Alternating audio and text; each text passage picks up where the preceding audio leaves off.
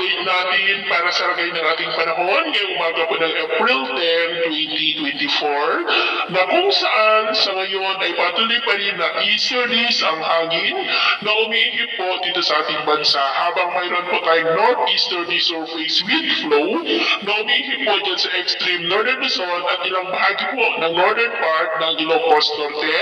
at northern part ng Cagayan. At ito naman ay pinapakita ng forecast model natin ginagamit. Mula po sa kumpol ng kaulapan na nandito ay posibleng may LPA na mabubuo anytime, pero posible na mananatili po dyan sa southeastern part ng Mindanao hanggang sa susunod pa ng araw. Pero atin naman pong babantayan ang development yan hanggang sa hindi po natutunaw.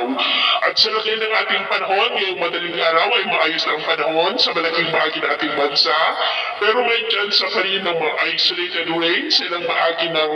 Santa Praxedes, Pangasinan, Puerto Princesa, ilang bahagi ng Aurora, Quezon, ilang bahagi ng Cebu, San Carlos, Southern Leyte, Eastern Samar, Silangan ng Mindanao, Basilan, at ilang bahagi po ng Dinagat Island. At mamaya ay sisikat po ang araw sa malaking bahagi ng ating bansa. Mainit at maalinsangan muli ang panahon, pero may tsansa pa rin ng muulak na kalangitan with isolated rain sa ilang bahagi po ng extreme northern Luzon, Aurora, ilang bahagi ng Quezon, Oriental Mindoro, Puerto Princesa, Catarman,